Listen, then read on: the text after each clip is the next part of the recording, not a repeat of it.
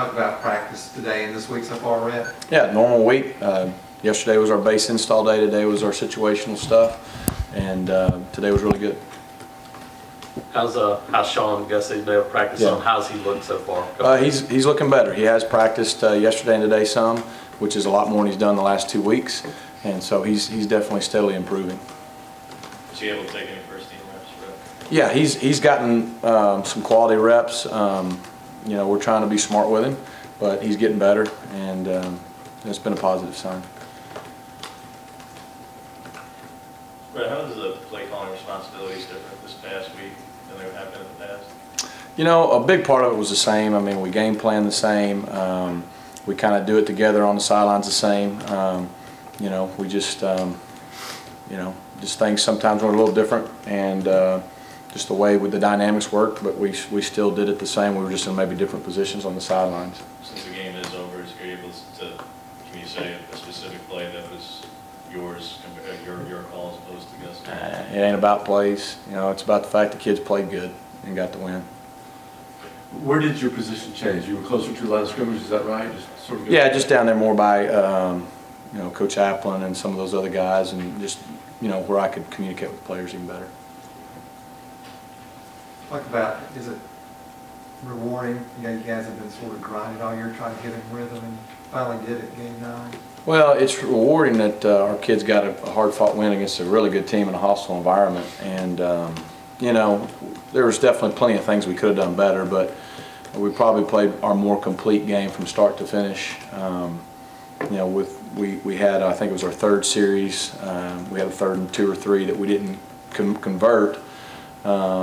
And then I think our 4th series we didn't convert. But after that, with the exception of run the clock out in each half, you know, we were at least able to move the ball and get points, keep our defense off the field. We'd like to have 7 more than 3.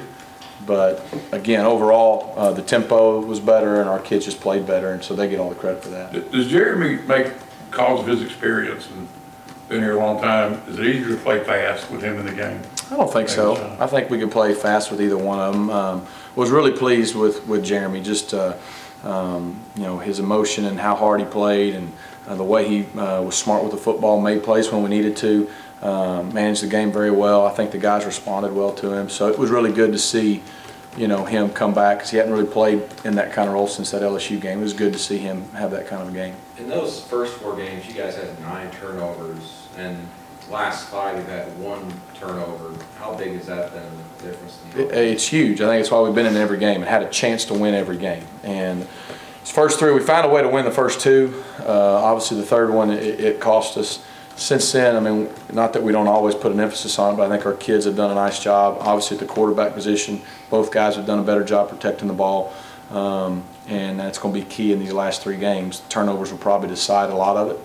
But at the end of the day, the first thing you can't do is beat yourself. We've done a better job of that with the turnovers and penalties. You know, to play at that place on the road and not have a single pre-snap false start penalty, I think speaks volumes to our line and our skill guys and just their focus. Why do you think you guys are running more gadget plays these last few weeks than maybe even the first 2 seasons? Well, when we had Nick, it was just it was different for whatever reason.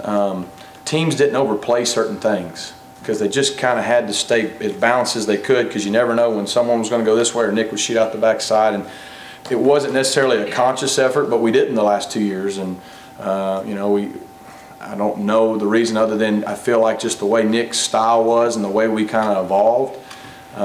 We had the same ones we were carrying into games. We just never really needed to call them. And so this year we've called a few more. Some have hit, some haven't. But it's still been a part of the game plan and the playbook. It's just we're calling them more now. It's a big picture question, so stick with me. I know Okay. you're thinking just this week, but Woody, Little Rock, those type of plays, how much of that offense you played in high school do you guys still use? A lot.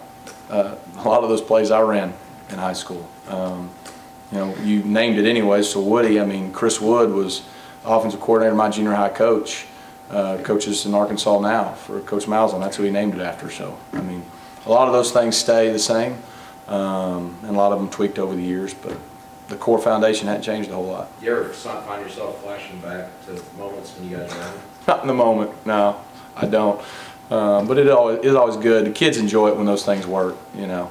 I think Ryan Davis was more shocked than anybody that it worked. He came off the sideline and said, I didn't know it was going to work. You talk about Tony Stevens. It looks like he's becoming a bigger part of what you're doing. Yeah, I mean, Tony's done a really good job stepping up, and part of it's getting opportunity and making the most of it. And he's made some big catches. We're going to need to make more big catches. So we needed him to come on. He has. Jason's obviously getting better each week and feeling more comfortable and playing that position and moving around. So, you know, Marcus Davis is stepping up. Melvin's been steady. So we've had a lot of guys step up, and that's good. I mean, to be honest with you, when you can just spread the ball where it needs to go and not necessarily worry about feeding the ball to one specific guy, you can just run the offense and trust that whoever it is going to make plays. I think probably it always runs smoother that way anyways. What did Georgia's defense do good against you guys last year? Well, they just stuffed us. You know, the first drive we went down and scored and really didn't do anything well after that. You know, they get a lot of credit for just outplaying us. I mean, it wasn't a complicated plan by them. They just executed it very well. You know, I know if I remember right, we had some drop balls. We weren't very good on third down. We had 2 or 3 penalties on some key third downs that we converted that cost us the conversion. And you know, we got behind the 8 ball at their place, and it just snowballed on us. And you know, no clue how much the game before last year lingered on us there, but we didn't come ready to play as we should have, and it got us. So we got to be ready to go.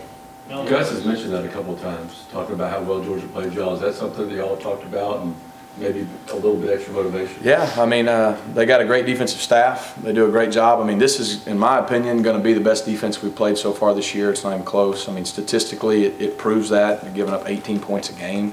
A couple games they haven't even given up touchdowns. So they do a good job. I think they're a better defense this year than they were last year. They've got some youth, but they've got some talented young guys playing.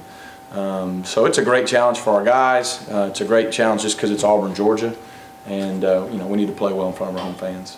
Melvin's always been a clutch performer in those spots, but this year, like 11 of his 15 grabs have been for first downs or touchdowns. What is it about? And is it just simply because with Duke on someone to be in that position, or just what is it about him that he's able to perform in that spot, that he's able to turn him in the spot? Well, he's old, first of all. You know, I mean, he's really old. He's not that much younger than some of us coaches, but no, you know, Melvin, he's got that veteran mentality to him. He's tough, he's smart, he's savvy, and like we've said all along, he's that guy that's just constant and solid, consistent we can count on. And so it's no surprise that he makes the big catches.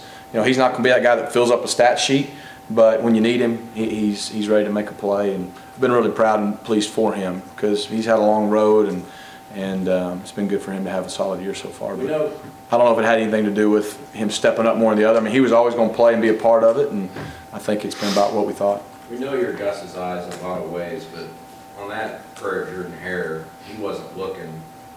You were. Yeah. When you look back at that, how funny was that he didn't even want to look at the field when Nick threw that pass because he thought it was immediately dangerous? Well, I don't know why I was still looking because, you know, you're already in that mode where you were upset that we had blown a 20-point lead in the fourth quarter. And then on 4th and 18, we had a play where Sammy was actually open.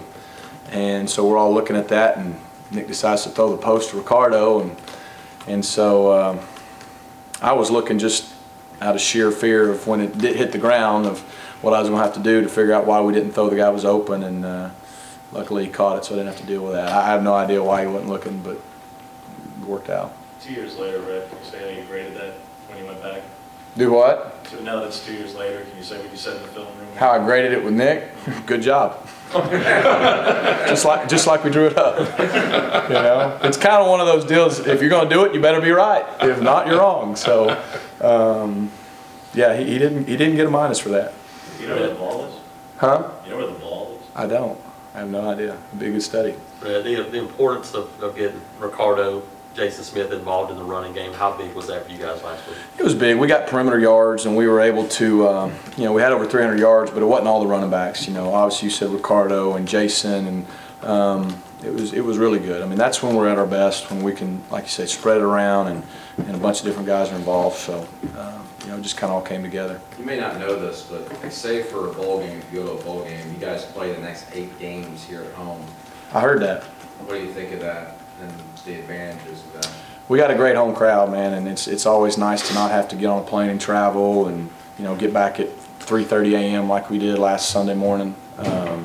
So playing at home's good, and you know, we've been able to win some on the road this year. Now we've got to play really well at home, and our fans are ready for that, I think.